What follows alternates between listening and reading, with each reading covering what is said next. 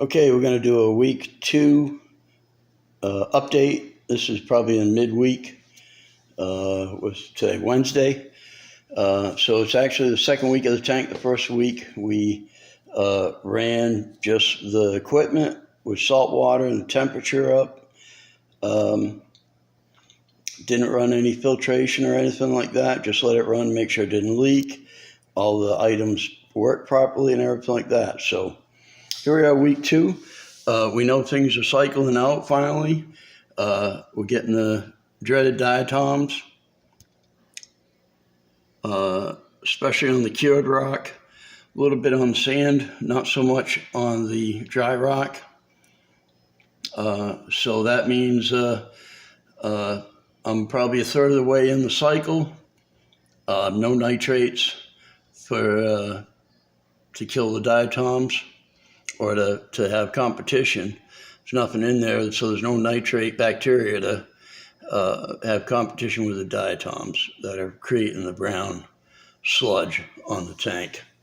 The other thing I did was I leave this feeder vent open because having some temperature fluctuations I didn't like. So I'm looking at different ways to try to vent and normalize the temperature.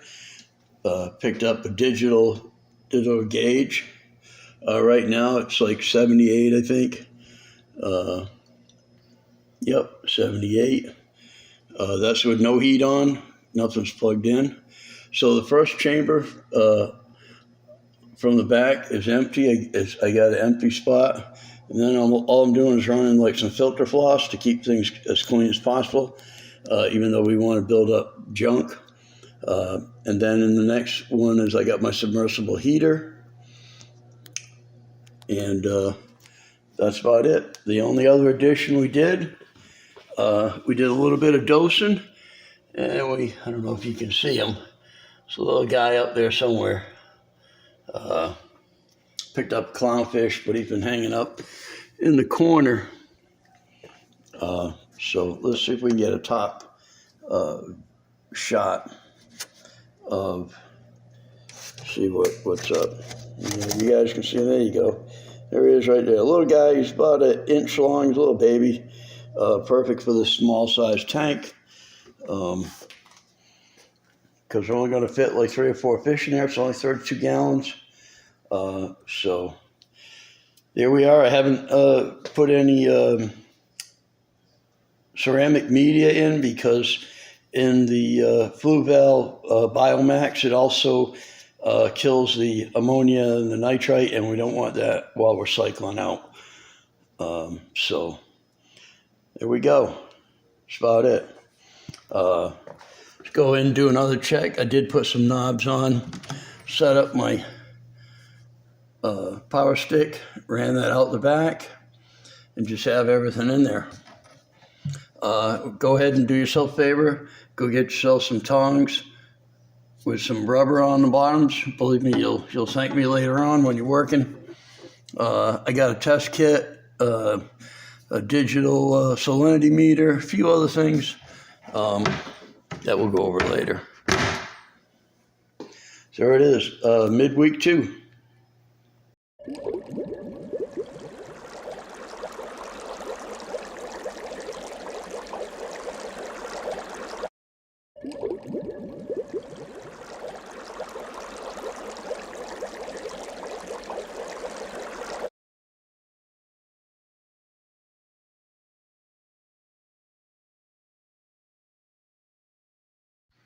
Okay, so here we are at the end of the second week the tank's been up. This is the first full week that the tank's been cycling. So this is a video or a view right now of I'm running 0 white light, maybe 10% blues and 5% reds. So some of the things I've done is I've gone and changed out the heater. I went with a preset at 78. It's a smaller type of heater. The old heater I had, I liked it because it had a little insert where you could insert it into a protected little cage, I guess. But it wasn't consistently holding temperature good enough. So this is a preset 100 watts, and we'll go over the details of that later. So I'm running that in the empty chamber here. What I got in the empty chamber, I don't know if you can see it too well, is a skinny one, and then the middle one, where eventually the protein skimmer is going to go. I'm just running some regular filter and nothing in the end chamber. So I put the thermostat in. Like I said, it's a preset 78, so it's running perfect. And I'm okay with running the 78 degrees. So the second week, once you look at the water line, so I was about halfway, give or take, on the honeycomb. And as you can see, 2 weeks in, practically zero evaporation. So what's going on right now is, I believe what it is, like new tank syndrome, the diatoms have taken over. They're the silicate in the water, probably from the rock, from the sand, from the plastic, various things. Nothing to worry about because we're in the cycle. I'm not going to, introduce anything to kill that or try to reset the going cycle. Just have patience, So I'm going to turn on the white light so you can get a better look at it. Still have the clown in there. Hard to see him. We'll get a look at him. I'll lift up the lid.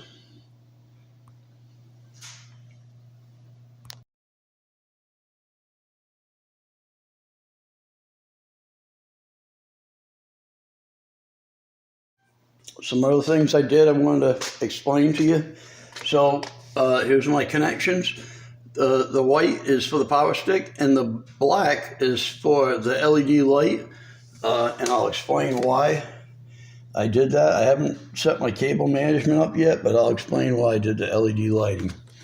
So that way, if I have any kind of failure or anything, I can go in, hit my power switch, whoop, it shuts everything down. It's great for when I want to feed. So we're going to go through that right now. Okay, so when it's feeding time, just a little fish, a little tiny fish, and he don't need much to eat, got a small mouth. So I turned on the white lights because I've been running the blue. See, there he is, he's hiding over by the outtake for right now. So once you look at the tank, here it is with the white light. You can see there's diatoms for sure. I'm pretty sure. The dry rock finally is starting to get some action on it. So a couple of spots where it's darker. It's not, I don't consider it ugly. It's part of the process. It's going to happen. You know what I mean? So I'm glad because the tank's mature and it's showing me it's starting to grow up. Okay, getting built up, getting crud going. That's why I'm not running anything but the floss filter because I don't want to disrupt the aging, the cycling of the tank. Okay, so we're gonna do a little feeding. He's over in this spot ready for some food, so we're gonna do that right now.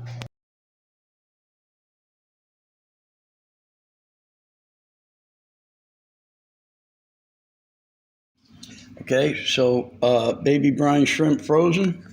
It's a little clownfish. You got a little mouth. Doesn't need a lot going on. So I use this little dropper, squirter. Blow out the air, suck in a little bit. Don't need much. Remember, it's a little fish, so I don't need to overload it. I want to try to keep everything natural as I can. So, all right, so there he is, right? Let's see if we can get this guy eating on video. See if he'll be with me. Yeah, he's hungry. He's ready to eat. Come on back over here. This is the best spot in the corner, buddy. Okay. So we'll, entice them with a few drops so we know the flow is going. Ooh. So here's where I made a mistake. Got to come in, kill the power, stop the flow. Okay? That's why I put my lights on a separate so I can kill the whole system. So this is what I do when I feed them. Kill the whole system. Then we could probably get them to eat real good. Yep, do 3 drops and let them go chase it. Hope, yep, there he goes, coming out. So let's see if we can get him to come out in the light and we can see this little guy. Let's get him over here. See if we come over. Yeah, there he comes. Don't be afraid. Come on. So I'll have to give him one a little closer just to entice him over. There he goes. See him? All right. So he's eating, he's pooping, he's peeing, he's breathing. Ammonia's starting. So that's good. I'm happy. Okay. The only thing I'm going to keep an eye on is I'm hoping that he did this, where you can see the sand has been disturbed. He did this sleeping and not a little night-dwelling creature I got somewhere in here. So we'll see. We'll see. Okay, so while we're waiting for the fish to eat up this food, I want to show you a couple other things. One thing, here's a little hack. Until you find yourself some nice hood extenders so to hold it open, I just used a shim, 8 inches long maybe. So I think when I get my my lid extenders, I guess, I'm going to see if they got some 10 or 12-inch ones. They should have thought this hood whole thing a little better. Maybe, expanded the little spot where you feed the fish.